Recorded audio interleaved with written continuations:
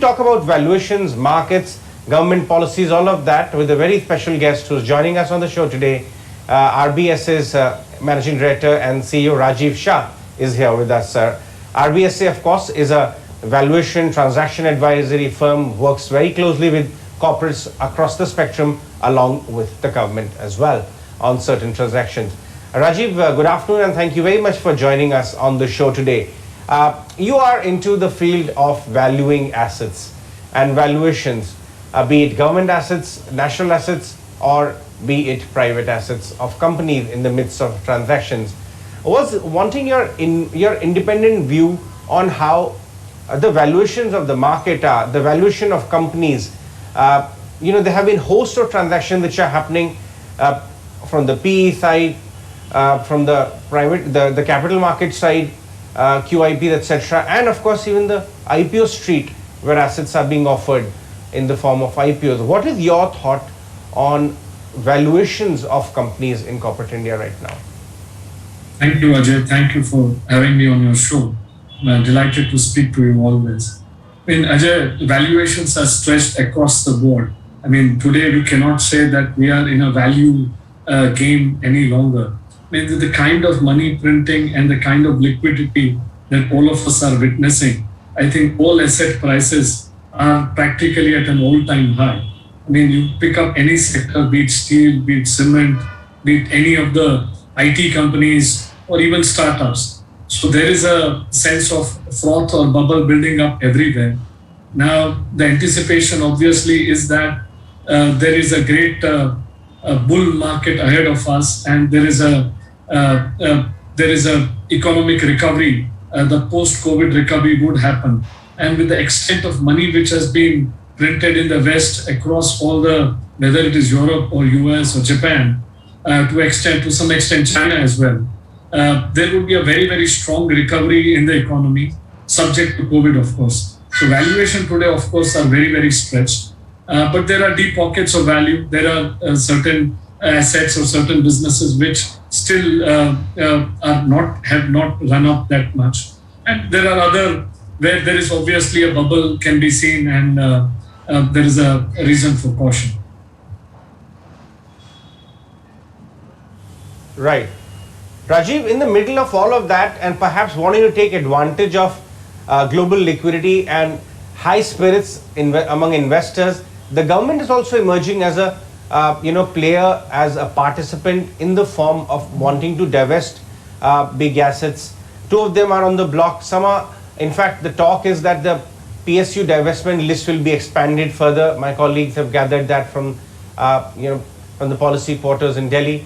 And just yesterday, a colleague of mine, Karishma, brought forward how a SPV structure would be formed now in order to pool all the assets land bank of PSUs into one and mis-sell it. What are your thoughts on this land monetization plan first, and then we'll talk about overall divestment plan, the way the direction it is taking? So Ajay, actually this is a wonderful idea. Now, if you see, most of these large PSUs were legacy companies. Over a period of their life, they have accumulated significant real estate assets. Now, these real estate assets hold a significant value today.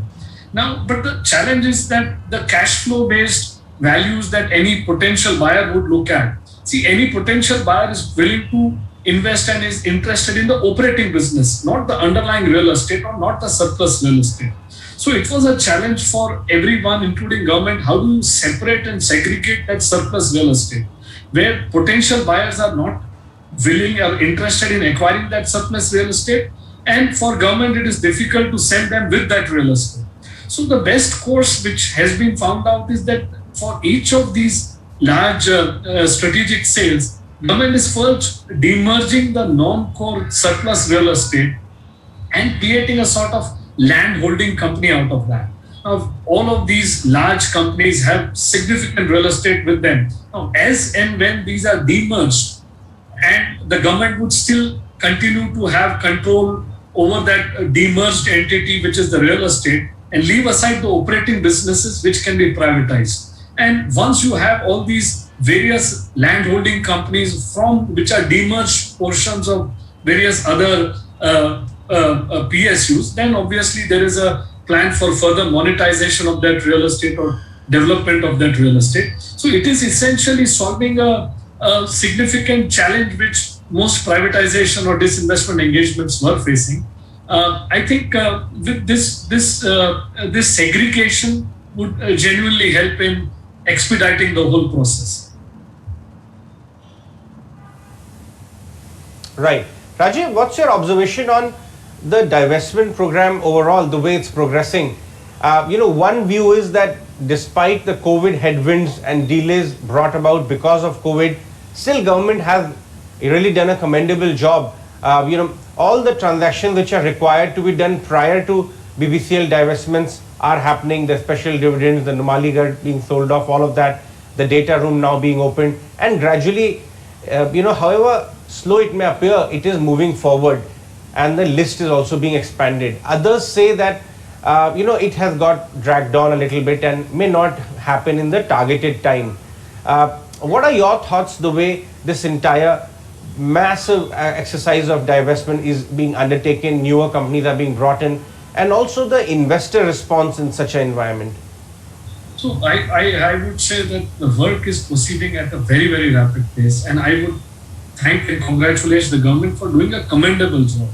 See, most people may not appreciate that these are very large and very complex companies, and the decision making actually has multiple layers to it. And this, in order to sell a company which is perfect, you need to work on it. So there is a significant amount of pre-transaction work which is actually going on at a very, very quick pace. It is happening at a very strong pace. So there is no doubt that the disinvestment process is on. While the results would naturally be visible in the second half of the year, and I think Honorable Finance Minister and the government has actually gone on record to say that. So the work is in progress, and majority of these transactions are expected to be closed, I think, in the second half of the year. And in terms of the new pipeline, I think there is a strong pipeline of companies which can be privatized. There is a huge asset monetization program which the government has beyond the companies which have already been announced. Newspaper reports are also talking about banks and insurance companies, 2 banks and 1 insurance companies being privatized. Now, you please understand that this is the first time privatization is happening in the last 15 years. I mean, the last privatization happened in, I think, NDA government, the first NDA government. But subsequently, these are all disinvestment where there were small chunks of small holdings of these companies sold. But essentially, this is the first time where genuine privatization with the transfer of control is being attempted after a very, very long time. So these are complex transactions. Even if you take a case of a bank or an insurance companies, by the time these transactions, they have to be curated, they have to be prepared, because each of these companies would have significant complexities behind them. There are regulatory issues to be handled, there are labor matters or HR issues to be handled and satisfactorily handled. And thereafter, a company gets prepared for a possible a diligence process. And in terms of the investor interest, I can say that if there is a significant investor interest, if a proper asset is brought to the market Sure. after then there is obviously there is a great deal of interest. Right. In fact, to give government the credit where it's due, it is also trying to be quite innovative in those methods. The government has been talking about perhaps adopting the InvIT route for parts of pipeline assets of some oil PSUs or even highway assets. So there is definitely progress out there. Before I let you go, you work with corporates of all shapes and sizes. I would want to understand your thoughts on the point which is being discussed on Capex cycle. How raging is the Capex cycle? We speak to a lot of companies in chemicals and cement, and some sectors we are getting a sense that there is capacities being hit on 100% level and hence requirement for more. What are your thoughts in your interactions across transactions with corporate India? Do you see it happen triggering in a big way, gathering pace, or you think it will be slow? The nature and complexion of the Capex cycle as of now. Ajay, I think the Capex cycle, a very, very strong Capex cycle is ahead of us. I mean, when I speak to clients, whether they are in steel, we talk wind steel, JSW, Tata Steel, ArcelorMittal, all of them are going in for expansion. Cement, Ultratech, and these are already announced plans. Ultratech, or in terms of even power companies, I mean NTPC, all these solar power companies, there is a significant capex ahead of us. And I think all of this capex will get front loaded, and there will be a significant multiplier effect on the economy.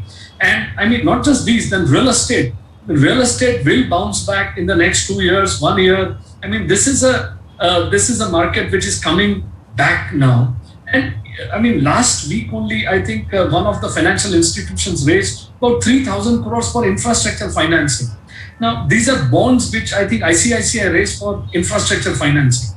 Now, this was quite unheard of in the last 3 years, people financing infrastructure. Now, the market is actually turning, and we are selling two companies, one power plant and one infra company. So this is a partially completed power plant. Now, we have received tremendous response, which was unheard of, say 6 months back or 1 year. We are selling one infra company. Now, we have received a very, very tremendous response when we are wanting to go out, and there is a great deal of, there is investors lining up to actually buy that asset. So the Capex cycle is actually changing, and people are actually looking at making more riskier investments. They are willing to take that bet. And this is across the board, whether it is the basic industries, which is the steel and the cement and the metals and all kinds of basic industry. At the same time, a lot of it is driven by real estate bounce back. So I think there is a very strong Capex cycle ahead of us. We just need to brace ourselves for that. All right, Rajeev, we'll let you go on that one. Thanks so much for your inputs. In fact, before we take a short break, one of the managements, BEML, was talking to us earlier in the day, and they are in the process of demerging their land assets, the topic we have been discussing. So thanks a lot, Rajeev, for joining us, and for viewers, here's a slice of BEML. Time for a short break.